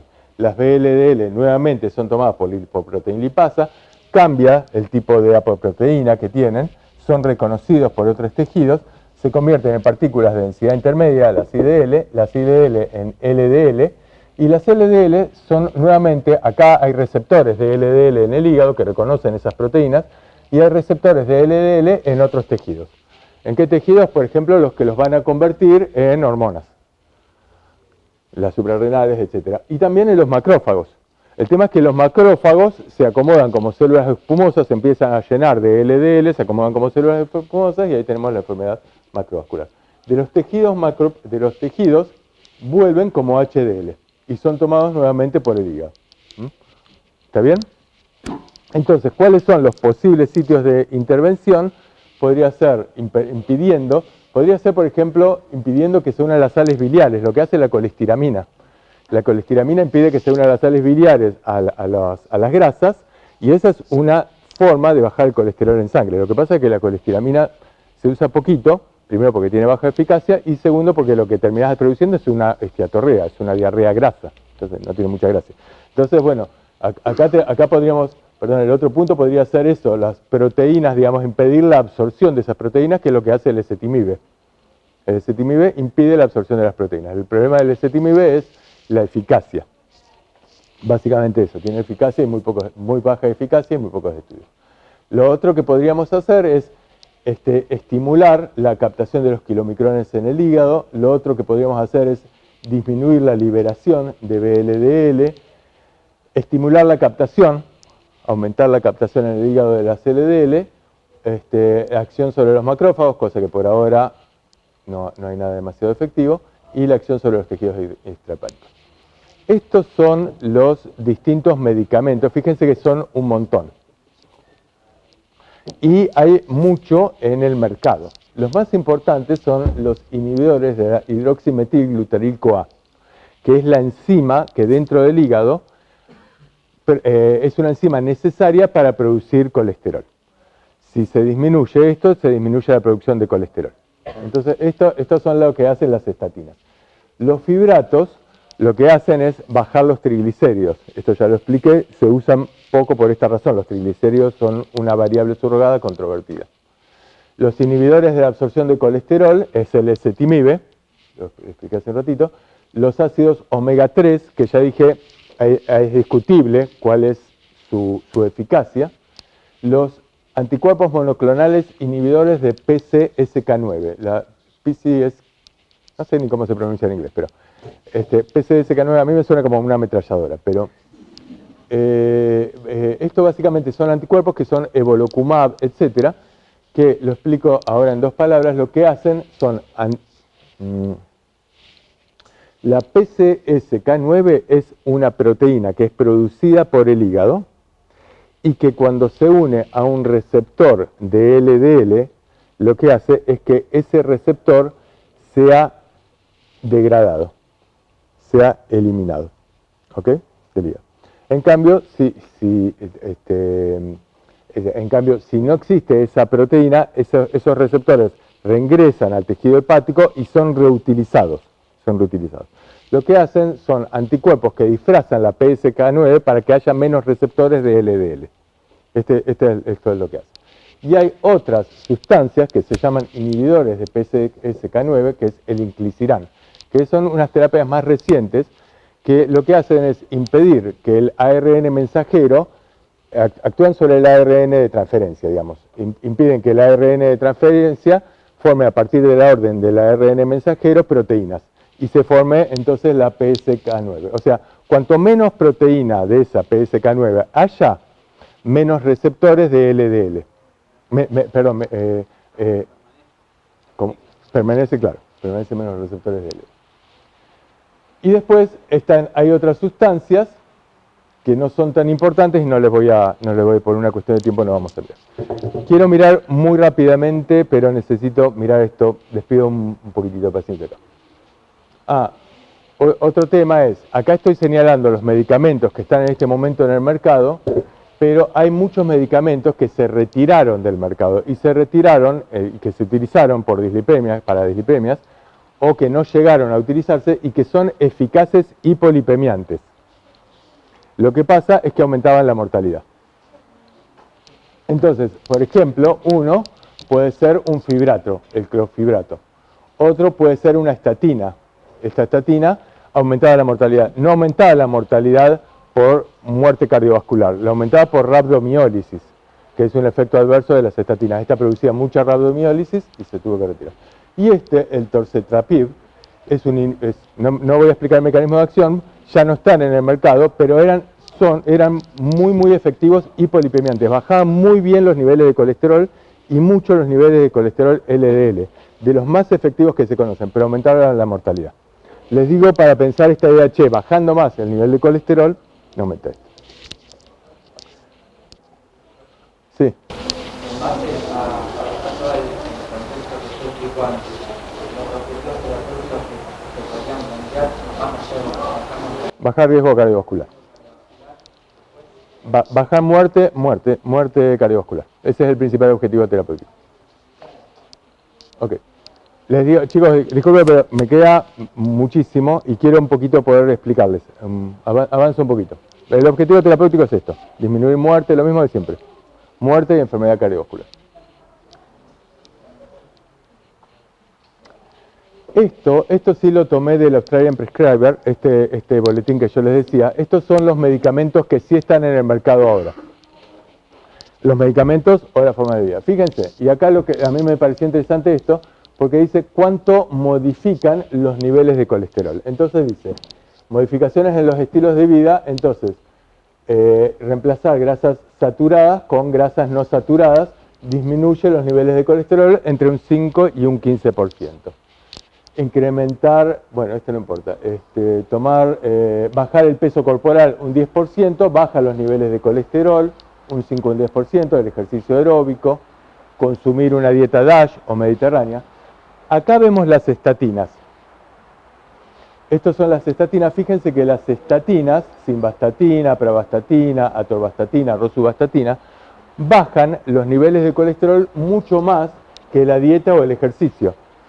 En función de cuánto las bajan los niveles de colesterol, se clasifican las estatinas. Las estatinas se clasifican de intensidad leve, moderada o alta. Son de intensidad leve cuando bajan los niveles de colesterol LDL hasta un 30%. Entre un 30 y un 50% son de intensidad moderada. Y si logran bajar más de un 50% los niveles de colesterol, o sea, vos tenés 120 de colesterol LDL y te lo logra bajar a 60, son de intensidad alta. ¿Está bien? Acá están explicadas básicamente las de intensidad alta. Todas las estatinas son Me-Too, son medicamentos muy similares entre sí. Lo que cambia son algunos aspectos, pero lo que cambia básicamente es a qué dosis se la das y con qué dosis logras efectos adversos. Entonces, las estatinas que se han probado con mayores dosis son la atorvastatina y la rosuvastatina. La atorvastatina entre 40 y 80 miligramos se considera de intensidad alta, y la rosuvastatina con la mitad de eso, 20 a 40 miligramos, son de intensidad alta. Por ejemplo, la pravastatina o simvastatina o atorvastatina a dosis bajas, 10 a 20 miligramos, son de intensidad moderada. Y la pravastatina o simvastatina a dosis bajitas, simvastatina a 10 miligramos, baja el colesterol hasta un 30%. ¿Se entiende? Esto se los explico porque una de las cuestiones sobre las cuales avanzan las guías año tras año es no solo tenés que darle más estatinas, sino que darles estatinas de alta intensidad, probado con evidencia. Lo que pasa es que tengo que mostrarles la evidencia es súper discutible. Acá es donde hay un problema. Después tenemos el ezetimibe, que se los nombré, es que inhibe la proteína que permite la absorción de lípidos, baja aproximadamente el LDL colesterol entre un 15 y un 20%. No tiene eficacia en prevención primaria para disminuir morbimortalidad. No tiene eficacia. Y asociado a estatinas en prevención secundaria en pacientes infartados, bajaba morbimortalidad, pero muy poquito. Y ese es el problema. Y en general, todos los médicos, yo los tengo en mi centro de salud, los médicos lo que te indican ahora es estatina con ezetimibe. y nos regalan eso. Tenemos la farmacia llena de estatina con ezetimibe. Y nosotros estamos en un centro de salud, atención primaria. O sea, muy discutible. Estos son los inhibidores, el evolocumab o el alirocumab. ¿Se escucha?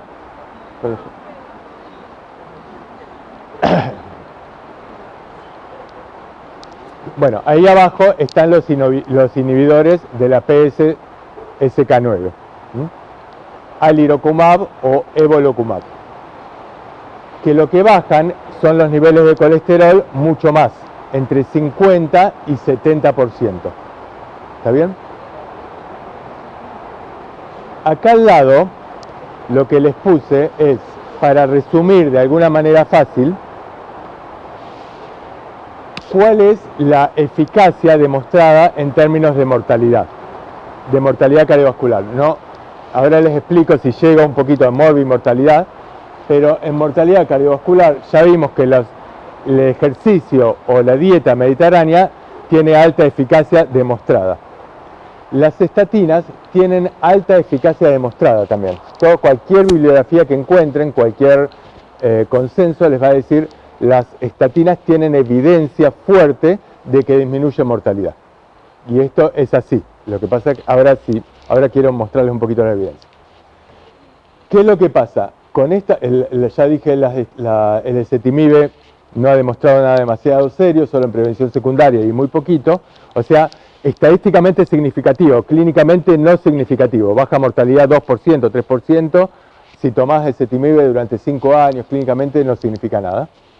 Y los inhibidores PCSK9 tienen un problema, son carísimos, son extremadamente caros, igual que el inciclirán, que es la molécula de abajo, son extremadamente caros. Caros quiere decir que un tratamiento sale 3.200.000, más o menos, de inciclirán. Entonces, digamos, vos te pagas 3.200.000 y te pones subcutáneo inciclirán. Y ya lo tenés que repetir a los 6 meses, a los 90 días y luego a los 6 meses. Es muy caro.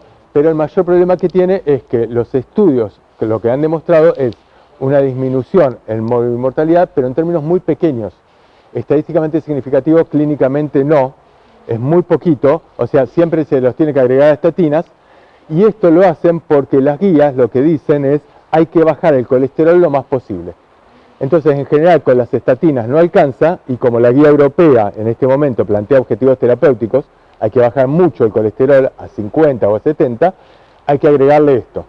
Cuando le agregan esto, baja muy bien el colesterol, pero no baja el riesgo cardiovascular. Baja muy poquito. Y el precio puede ser, por ejemplo, el precio de un tratamiento, bueno, búsquenlo ustedes, pero es muy caro. Estamos hablando en dólares.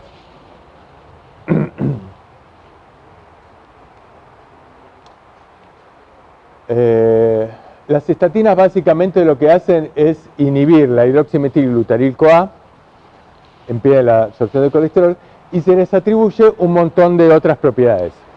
Siempre son estas propiedades que aparecen por todos lados, pero básicamente disminuyen efecto inflamatorio.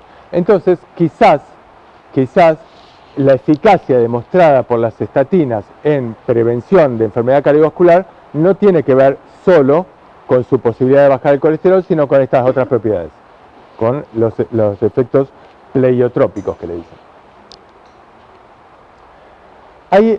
Les resumo el tema de las estatinas. Hay muchos estudios que muestran que las estatinas son eficaces. Por ejemplo, el 4S, que se hizo, es el primer estudio que se hizo con el simvastatin en la década del 80, es un estudio bastante bien hecho, que muestra que bajando los niveles de colesterol, baja el riesgo cardiovascular, y lo baja bastante bien.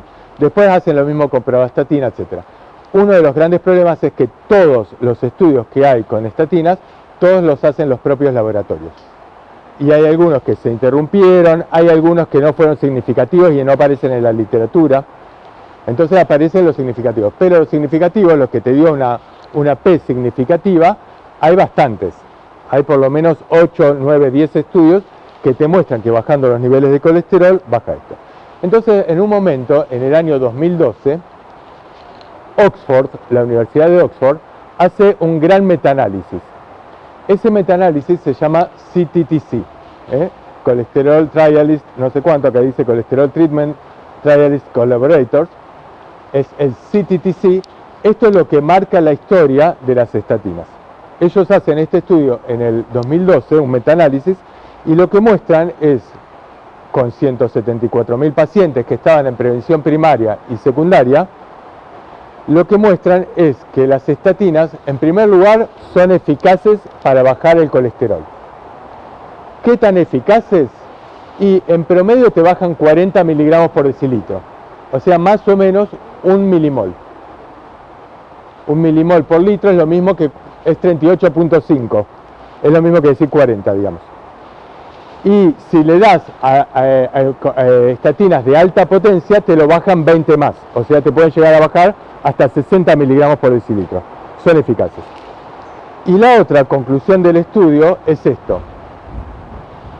No me da más la gana. La otra conclusión del estudio es esta.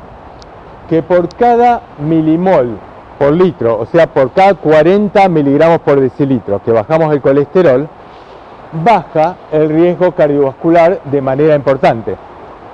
Y logran mostrar que baja la mortalidad cardiovascular, la mortalidad total y también el riesgo de infarto, de ACV, etc. ¿Se entiende? ¿Cuánto baja esto que les pongo acá? Depende si estamos hablando de prevención primaria o prevención secundaria, pero la mortalidad total, que es un factor importante, difícil de modificar, bajando 1 milimol por litro de colesterol, baja un 10%. Es un montón. Y el riesgo de tener un infarto baja un 20%. ¿Se entiende? Estas son las conclusiones de este metaanálisis.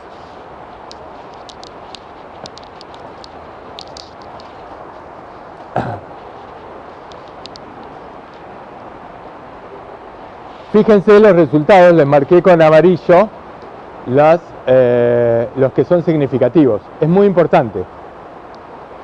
Y es tan importante, esto es un metaanálisis hecho sobre una cantidad de estudios bastante importante además, que están demostrando esto. Y es tan importante este resultado que al año siguiente, la Sociedad Americana de Cardiología, la AHA, nosotros le ponemos AHA-ACC, American Heart Association y la cardiología, qué sé yo, la Sociedad Americana de Cardiología dice, esto hay que aplicarlo inmediatamente.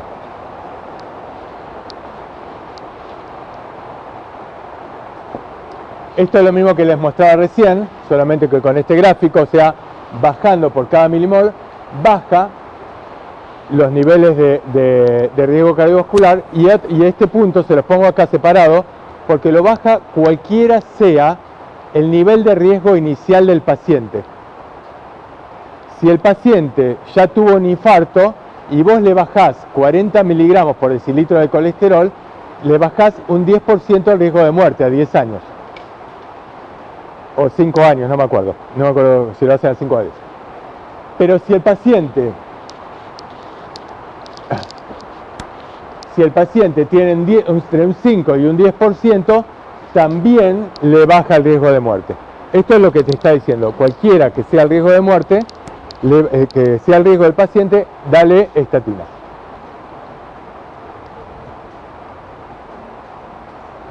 Entonces es esto, descenso de mortalidad total es el 10%, descenso de riesgo cardiovascular 20 a 30%.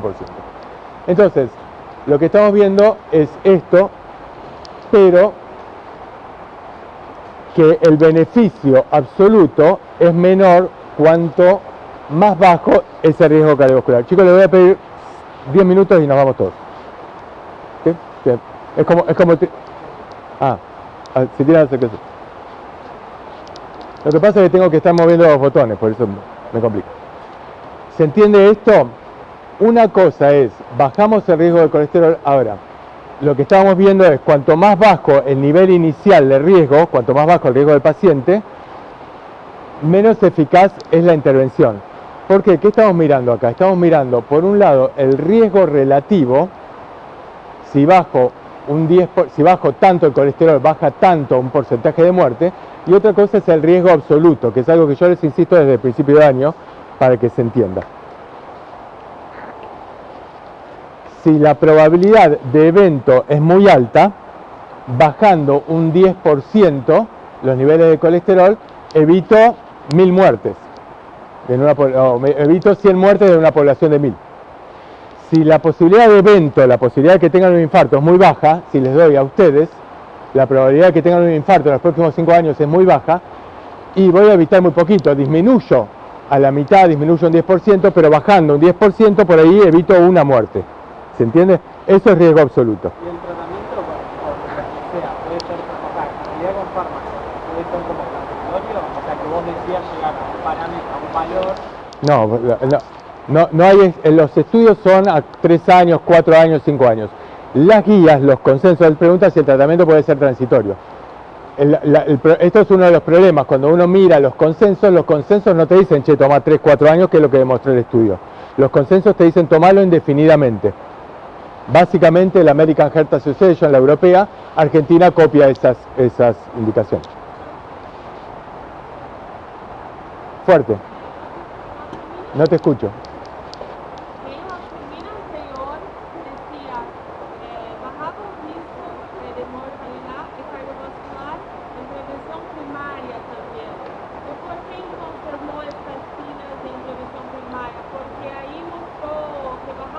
Después, ahora miramos esto.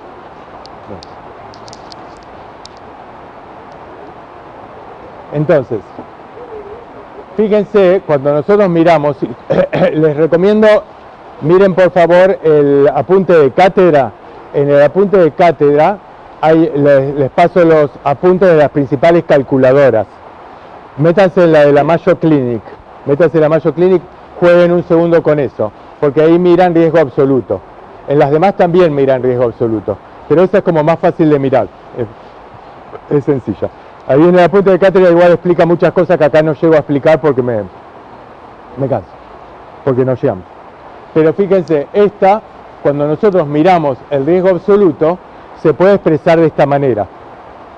Digamos, cuando nosotros miramos el riesgo cardiovascular, estas personas con riesgo cardiovascular menor al 10%, en 5 años, o sea, el riesgo de que les ocurra un evento es menos del 10%.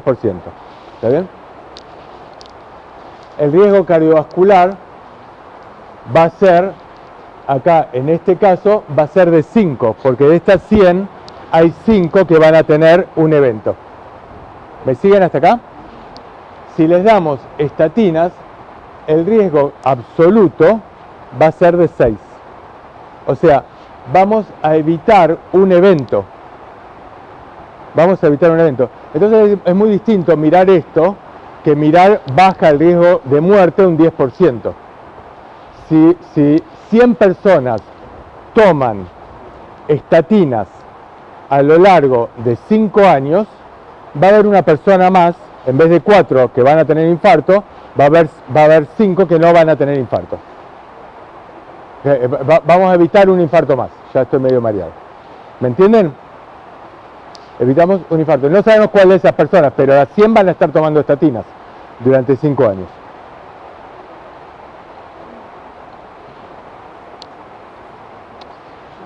Esto asumiendo que los resultados del estudio del CTTC son ciertos. Estos estudios, el problema, el de este metaanálisis, es que fueron puestos en discusión ya desde el año siguiente que fueron publicados. El dato de que fueron puestos en discusión es que básicamente, digamos, mezcla pacientes en prevención primaria y en prevención secundaria, pero además los datos son inaccesibles. Ningún investigador que quiera mirar los datos del estudio puede mirarlos. Este estudio del CTTC fue publicado en el Lancet. Al año siguiente, Abramson publica en el 2013 en el British Medical Journal, publica una carta donde dice, che, los resultados, si yo los hago, no me da lo mismo. Dice, en pacientes con bajo riesgo cardiovascular, las estatinas previenen solo un evento cardiovascular cada 140 personas tratadas durante 5 años. Un evento. Está mirando ya riesgo absoluto. No reduce mortalidad, dice, este resultado no me da, no reduce mortalidad. Tienen muchas probabilidades de provocar efectos adversos, cosa que en el CTTC no lo aparecía.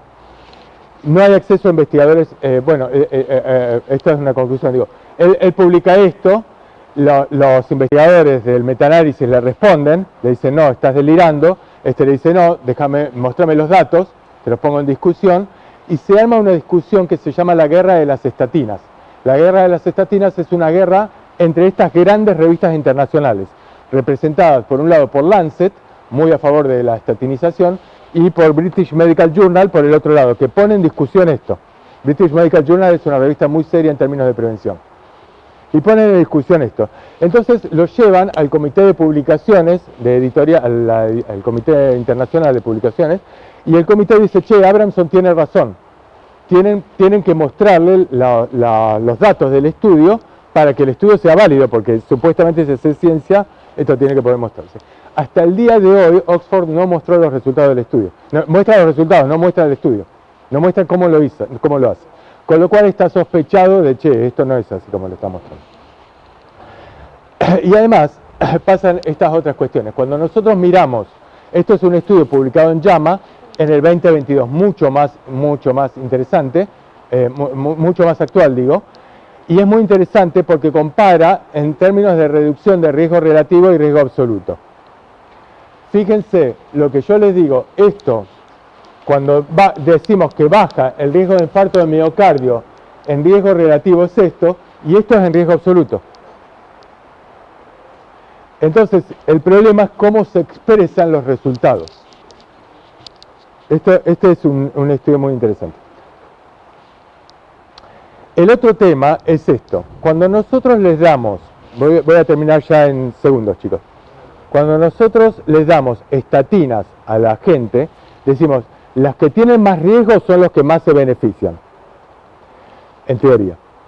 Y los que tienen menos riesgo se benefician menos, riesgo absoluto. Pero el riesgo absoluto de tener un efecto adverso es el mismo para todas las personas que toman esa medicación. Si ustedes toman medicación, el riesgo de que les duelan las piernas es el mismo que para el viejito. Supongamos, el viejito tiene más riesgo, pero por otra razón. Pero es el mismo que para el que tiene alto riesgo cardiovascular, ¿se entiende? O sea, la probabilidad de evento adverso es el mismo. Y la probabilidad de evento adverso, cuando uno mira el CTTC, dice, che, muy pocos eventos adversos. Básicamente algunas mialgias, algunas miositis, alguna rabdomiólisis. La diferencia, todo esto son las miopatías. Cuando nosotros decimos miopatías es afectación del músculo. Mialgia es me duele. Miositis es me duele pero está elevada a la CPK. Y 2 o 3 veces. Y cuando ya está elevada muchas veces, más de 10 veces los valores normales, por encima de 2000, 1500, 2000, 3000 en varones, ya puede producir rabdomiólisis, o sea, esa CPK hace que los riñones dejen de funcionar y la persona se muere. Entonces, la posibilidad de mialgias es bastante alta, la de miositis más o menos, y la de rabdomiólisis es muy rara. Existe, pero es muy rara. 1 cada 10.000 o 1 cada 100.000, depende de la bibliografía. Ahora, también se descubrió en otros estudios que las estatinas producen diabetes, aumentan el riesgo de diabetes. Lo que pasa es que la relación beneficio-riesgo le sigue dando a favor de las estatinas. Aumenta el riesgo de diabetes, pero el beneficio de mortalidad, según el CTTC, es muy alto. Se encontraron en otros estudios que aumenta el riesgo de accidente cerebrovascular, al contrario de lo que se esperaba. Y esto tiene resultados contradictorios. En algunos estudios sí, en otros no. Esto es como para mirarlo. Produce mucha gente lo que se llama el efecto nocebo. Los laboratorios le dicen efecto nocebo, en contraposición al efecto placebo. O sea, la sensación de me siento mal, estoy aplastado, me duele la cabeza, me duele el cuerpo. Esto lo llaman efecto nocebo y los laboratorios dicen, mira, esto es porque la gente cree que las estatinas le va a producir esto. Igual que el efecto placebo es, si vos crees que algo te va a hacer bien, te vas a sentir mejor. Si tomás algo que crees que te va a hacer mal, te vas a sentir peor. Pero la realidad es que mucha gente en la práctica clínica describe que se siente mal tomando estatinas. Y después lo otro que explicaba, potencialmente, estamos afectando la cantidad de colesterol que hay en el cerebro, que son las membranas celulares. Y hay estudios que muestran aumento de demencias y otros que no. Esto es como muy discutible, no lo vamos a saber por mucho tiempo. Este es el otro punto, con esto yo creo que me voy a detener con estatinas o lo más que pueda, es cuando nosotros decimos que las estatinas disminuyen mortalidad, vieron que desde que empezamos cardiovascular, por lo menos yo no tengo mucha posibilidad de intercambio con ustedes porque no estoy tan presente, pero trato de ponerlo en los prácticos. No es lo mismo bajar el riesgo de muerte que aumentar sobrevida. ¿Cuál es la diferencia? A ver si me lo dicen ustedes. ¿cuál es la diferencia entre bajar riesgo de muerte y aumentar sobrevida?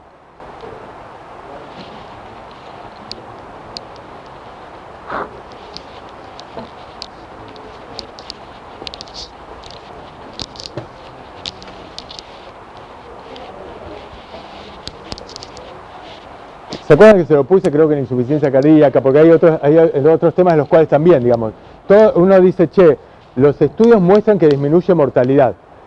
No disminuye mortalidad, nos vamos a morir igual. No hay ningún medicamento que disminuya mortalidad, chicos. ¿Alguien conoce a alguien que no se haya muerto? No hay. Hay millonarios que toman de todo pensando que se van a morir menos, se van a morir más rápido. Pero no disminuye mortalidad los medicamentos. Aumentan sobrevida. Aumentan sobrevida que en un periodo de tiempo. Yo hago un estudio que dura 5 años y en esos 5 años, en vez de haberse muerto 3, se murieron 2. Y digo, che, esto es significativo. Este fármaco aumenta la sobrevida. ¿Qué significa? Que en estos 5 años se murió 1, 2 o 10 personas menos. Eso estoy diciendo, en este periodo de tiempo. Ahora, ¿cuánto aumentan la sobrevida? Esta es una pregunta que nunca nos hacemos.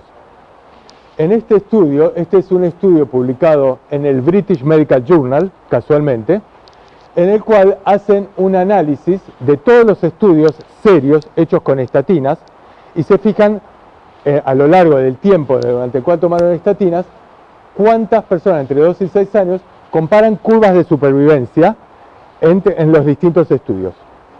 Y hacen un análisis de las curvas de supervivencia y lo que llegan, encuentran 6 estudios en prevención primaria y 5 en prevención secundaria, y encuentran esto, que en prevención primaria la muerte se pospone un promedio de 3 días. 3 días, no 3 meses, no 3 años, no 3 siglos. 3 días. O sea, entre 5 y 20 días. La mediana es lo que más ocurre, o sea, vas a posponerlo 3 días. Y en prevención secundaria se pospone 4 días. Esto, por supuesto, despierta muchas críticas publicadas en Lancet, y las críticas le dicen, no, tu análisis está mal hecho, qué sé yo, si vos mirás, qué sé yo miré bien las críticas lo que dicen es, no son 3 días, son 6 meses.